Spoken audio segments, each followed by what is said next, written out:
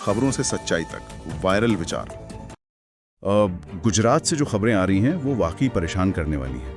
हमारे पास जो समाचार स्रोत है, गुजरात में बाढ़ और बारिश का कहर, उसके मुताबिक पिछले 48 घंटे की जो मूसलाधार बारिश हुई है उसने राज्य के बड़े हिस्से में भारी उथल-पुथल मचा दी है।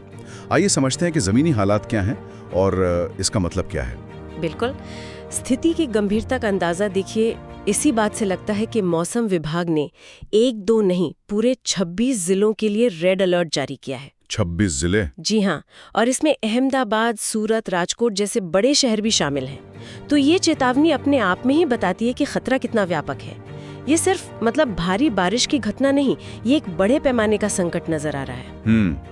तो इस रिपोर्ट के आधार पर देखते हैं कि वर्तमान स्थिति क्या है, इसका असर कितना गहरा है और प्रशासन किस तरह प्रतिक्रिया दे रहा है। रिपोर्ट के मुताबिक जमीनी हकीकत तो काफी चिंताजनक लग रही है। बताया जा रहा है कि सड़कें बिल्कुल नदियों जैसी दिख रही हैं, गाड़ियां और यहाँ तक कि घर भी पानी में डूबे हुए हैं। हाँ। कई गांव तो बाहरी दुनिया से पूरी तरह कट गए हैं, टापू जैसे बन गए हैं।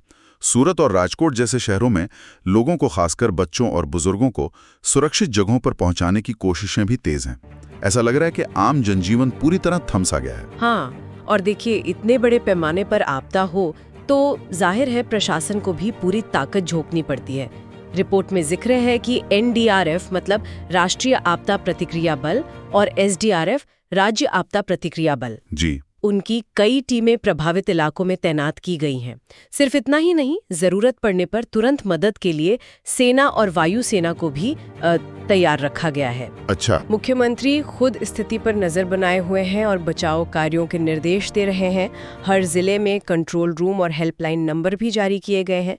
तो ये सब दिखाता है कि प्रशासन इस चुनौती को कितनी गंभीरता से ले रहा है। और चुनौती वाकई गंभीर है, क्योंकि इसका असर सिर्फ घरों या गांवों तक ही सीमित नहीं दिख रहा है। रिपोर्ट ये भी बताती है कि राष्ट्रीय और राज्य राजमार्ग कई जगहों पर बंद हैं।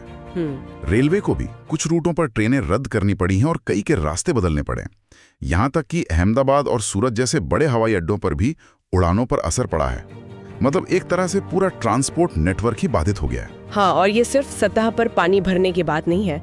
जरा नदियों की स्थिति देखिए। साबरमती, माही, नर्मदा, ताप्ती जैसी जो प्रमुख नदियां हैं, हाँ, वो खतरे के निशान से ऊपर बह रही हैं। इसके साथ ही रिपोर्ट के अनुसार बांधों और बैराजों से लगातार पानी छोड़ा जा रहा है जी, जिससे निचले इलाकों में बाढ़ का खतरा और बढ़ गया है। तो ये एक साथ कई तरफ से दबाव जैसी स्थिति है।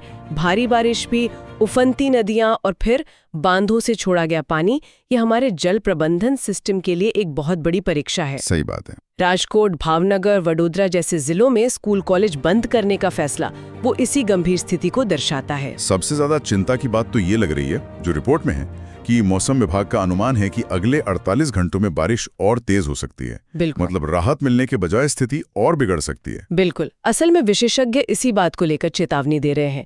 अगर बारिश का ये दौर इसी तीव्रता से जारी रहा तो गुजरात में बाढ़ का खतरा और ज्यादा गहरा सकता है। बाप रे। हाँ, तो सरकार की तरफ से लोगों को घरों में सुरक्षित रहने, नदियों और तालाबों के पास ना जाने और अफवाहों पर ध्यान ना देने की जो अपीलें की जा रही हैं, वो इसी आने वाले खतरे की गंभीरता को दिखाती हैं।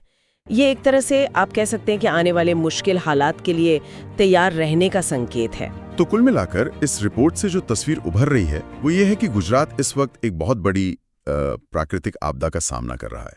स्थिति वाकई गंभीर है और आने वाले कुछ दिन शायद और भी चुनौतीपूर्ण हो सकते हैं।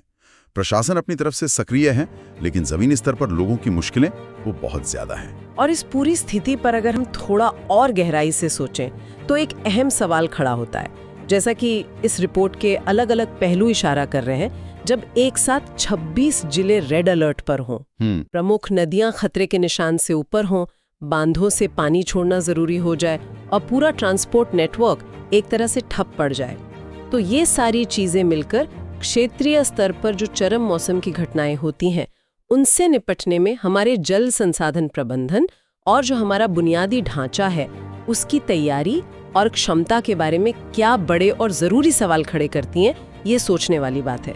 ताज़ा खबरें और अपडेट्स के लिए सब्सक्राइब करें।